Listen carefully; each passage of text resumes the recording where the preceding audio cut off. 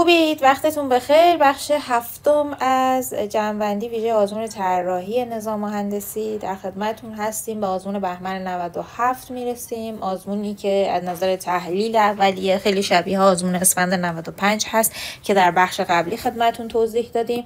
به نظر من آزمون‌های قبلی یکم از نظر تحلیلی خیلی جذاب هستن و از نظر خیلی هیجانی، یعنی آدمو به چالش‌های خیلی زیادی میرسونن که تو آزمون‌هایی که تو سال‌های اخیر هستن این موارد رو مشاهد نیستیم و واقعا چالش‌های دوره‌های اخیر چالش‌های سخت و پیچیده‌ای نیستن و فقط تنها چالششون اینه که ابعاد زمین رو کوچیک کردن که شما تو محدودیت حل می‌کنید. همین.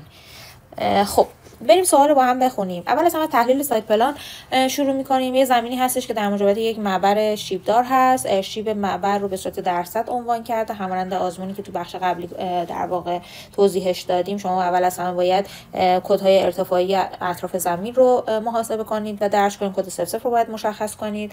زمین جنوبی هست، حیاط دارید، نورگیری از دو جبهه، زمین شمال و جنوب هستش. در حیاط شما درخت دارید که نشون میده شما از حیاط نمیتونید برای چرخش خودرو تردد خود رو استفاده کنید و عرضم به حضورتون پس بنابراین توی این آزمون هم همانند اسفند 95 کدهای ارتفاعی که توی گذر ندادن به شما و مجهول هست میشه گفت نکته اصلی این آزمون هست و حالا چالش هایی که تو طراحی واحدهای مسکونی وجود داره و همینطور وجود این شکستی که در سطح اشغال هست در جانمایی رمپ ایجاد میکنه میتونه چالش این آزمون باشه.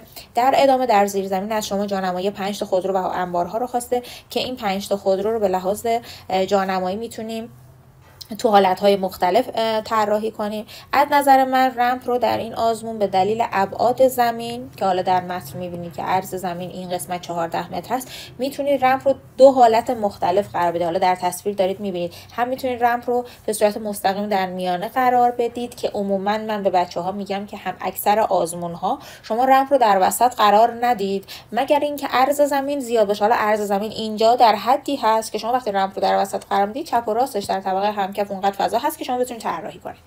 خب و حالت بعدی رمپ رو به صورت تلفیقی در این قسمت اون هم به واسطه اینکه اینجا شکسته رمپ رو به صورت تلفیق مستقیم و چرخشی بخواید در ضلع غربی قرار بدید. اوکی؟ خب حالا هر کدوم از اینها تنوع پارکینگ متفاوتی رو داره. ما در رمپ تلفیقی میتونیم 3 تا حالت پارکینگ ها رو قرار بدیم. حالا 3 تا به این شکل، 2 تا اینجا یا عرضم به حضورتون 2 تا اینجا، 2 تا اینجا، یکی اینجا یا 4 تا اینجا، یکی اینجا. برای یه رمپ مستقیم هم 4 تا اینجا، یکی اینجا، 4 تا اینجا، یکی این بر. خب حالا تنوعش داخل کتاب هست دیگه، من خیلی این موارد ریز نمیگم.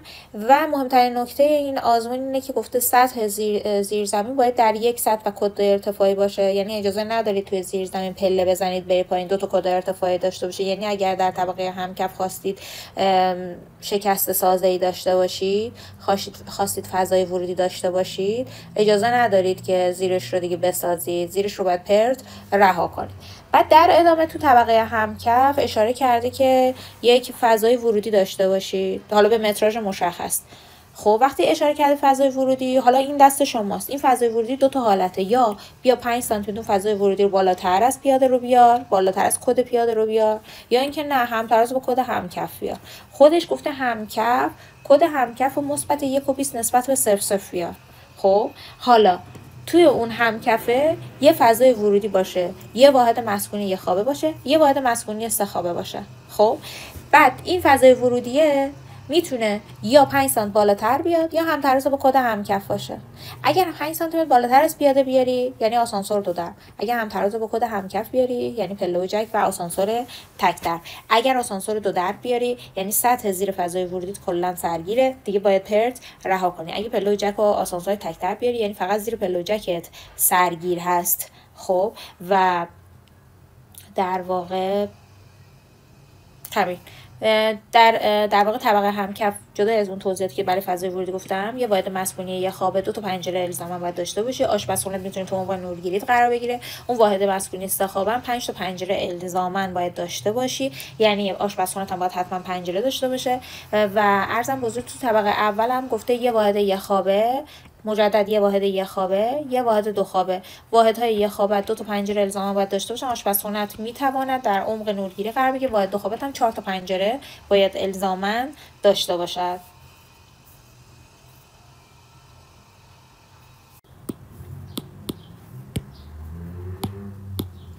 خب حالا بریم روی جانمایی در واقع پلان ها. اگر من بخوام از رمپ تلفیقی استفاده کنم، گفتیم تو جانمایی پارکینگ من میتونم یه بار این مدلی پارکینگ ها رو جانمایی کنم، انباره ها رو اینجا بذارم، راه پله رو اینجا بذارم و در واقع فضای در واقع ورودی اینجا باشه که اون بحث سرگیری رو داشته باشم. خب یا 4 تا پارکینگ رو اینجا قرار بدم، یه پارک رو اینجا قرار بدم، فضای چرخش خودرو اینجا باشه، انبارها رو اینجا قرار بدم و همچنان فضای ورودی اینجا باشه، یا 3 تا خودرو اینجا، 2 تا خودرو اینجا، باز هم فضای ورودی راه پله اینجا، انبارها به این شکل باشه که تو طبقه همکف فضای ورودی باز هم اینجا که قرار گرفت که زیرش سرگیر بود و پرت رها شده بود. اگه دقت کنید تو همه اینها راه پله و فضای ورودی تو هر سه تا اینها یکسان بود. فقط تو جانمایی پارکینگ ها اون فضای چرخش و جای انبارها من تنوع رو داشتم که ممکنه تو تاثیرش توی ستونگذاری باشه که در واقع رو واحدهای مسکونی تنوع داشته باشه.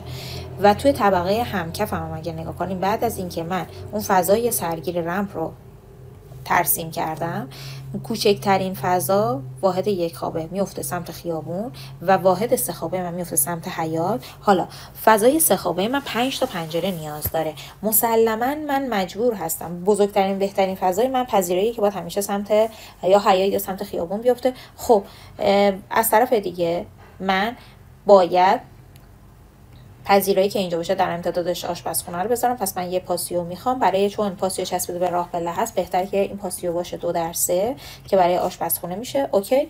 بعد از طرف دیگه حالا که من این شد برای آشپزخونه، این شد پذیرایی، 2 تا اینجا قرار میگیره اتاق خواب، یه دونه خواب من نور نمیگیره اینجا باید قرار بگیره. اوکی. و از طرف دیگه این سمت هم که یه فضا از جدار اصلی هست که قطعا پذیرایی آشپزخونه تو عمق نورگیری قرار میگیره. اوکی. پس بنابراین یه فضای این واحد هم کلا نور نمیگیره که بعد از پاسیو نور بگیره. پس عملا این پاسیویی که اینجا هست پاسیو مشترکه، چون 2 تا ضلع عمود بر هم قرار هست پنجره قرار در واقع نور بگیرن. میشه بحث محرمیت دیگه مطرح نیست، بحث آتش نشانی هست، تو 2 تا ضلع عمود بر هم هست، فاصله نزدیک به نزدیک پنجره ها مطرح میشه. من توی پکیج یک کامل مفصل اینو گفتم. و ابعاد پاسیو اینجا میشه دیگه ابعاد 3/4 نه 3/6، هرچند که ممکنه هر دوتایشون هم خواب باشن. بیشتر از اینی که توضیح نمیدم، قبلا هم توضیح دادم، فکر میکنم تو پیج اینستاگرام هم آموزشش هست. توی طبقه بعدی هم اگر دقت کنید واحدهای من حالا اینجا هوشمندانه عمل میکنم. باز چجوریه؟ چون من طبقه پایین رو اومدم اینجا سه خوابه طراحی کردم و اومدم اینجا گفتم پذیرایی، آشپزخونه، خواب و یه خواب. الان طبقه بالا قراره 2 خوابه طراحی کنم دیگه، کافیه که این خواب رو حذف کنم. پس این قشنگ میشه یه دونه 2 خواب. پس خواب پذیرایی، آشپزخونه، این میشه واحد 2 خوابم. به همین راحتی این خوابه برداشته میدم به این و این کلا میشه یک دونه واحد یک خوابه من، این یکی هم میشه واحد یک خوابه من. و این دیوار تغییر مسیر میده، ابعاد این و فضا در واقع عوض میشه، این تبدیل میشه به واحد یک خوابه، این واحد هم میشه یک خوابه. حالا این پاسیو باز میشه برای یک واحد و این قسمت قطعا عمق نورگیری افزایش پیدا میکنه، ولی اتفاق خاصی نمیفته. این میشه اتاق خواب این واحد، اینجا میتونم آشپزخونه بذارم، در این امتدادش میتونه پذیرایی باشه و اینجا هم باز در امتداد اینجا میتونم اتاق خواب بذارم، اینجا میتونم پذیرایی بذارم، در امتدادش میتونه آشپزخونه باشه، عمق نورگیری، و به همین راحتی این فضاها جانمایی میشن. خب این یک اتود بعدی هم اینه که من بتونم در واقع پاسیو در میانه بذارم. در میانه بخوام بذارم، این قلق خاص داره که قلقش رو فکر میکنم در پکیج شماره 2 گفته باشم. یه مقدار داستانهای خاص داره، اگر نگفتم سعی میکنم این ویدیو رو خیلی سریع برای بچهای پکیج شماره 2 تو این یکی دو روز آماده کنم براشون بذارم که ازش استفاده بکنم. و عرضم به حضورتون که تو این حالت هم حالا ممکنه باکس راه هم این ور جواب بده، هم این ور جواب بده، این پارکینگ بیاد این سمت قرار بگیره، این انبارها باز بیاد این سمت قرار بگیره و هر دو حالت داخل کتاب جلد 1 من هست. و عرضم به حضورتون که تو این حالت ما باز میریم طبقه بالا تو طبقه همکف بعد از رفع سرگیری و اعمال فضای ورودی و راه پله، باز واحد سه‌خوابه با همون شکل شمایل توت قبلی و جانمایی پاسیو و طراحی همون طراحی قبلی هست، هیچ فرقی نداره. پلان واحدها همون پلان قبلی هست، با این تفاوت که این بار رمپ در میانه قرار گرفته، هیچ اتفاق خاص دیگه ای نیفتاده و طراحیه یه مقدار به واسطه اینکه دیگه اون رمپ تلفیقی رو نداره و اون دشواری ترسیم رمپ تلفیقی رو نداره، یه مقدار راحت تر شده. به نظرم روی رمپ میانه هم یه مقدار تمرین داشته باشیم بد نیست. یه چالش شما رو دعوت میکنم، ما توی آزمون‌های سال‌های گذشته به لحاظ طراحی یکی دیگه از آزمون‌ها رو میتونستیم رمپ رو در میانه بذاریم و حل کنیم. یکی از آزمون‌ها کدوم آزمون بود که با گذاشتن رمپ در میانه میتونستیم به جواب برسیم؟ حداقل من در کتاب جلد یکم این کار رو انجام دادم، یعنی عرض زمین در حدی بوده که با گذاشتن رمپ در وسط پلان میتونستیم به جواب برسیم. اگر این رو بدونید، یعنی تسلط داشته باشین با متن آزمون ها به ابعاد زمین ها، حتما رو بر من کامنت کنید. مرسی. تا بخش بعدی جمع‌بندی، خدا نگهدارتون.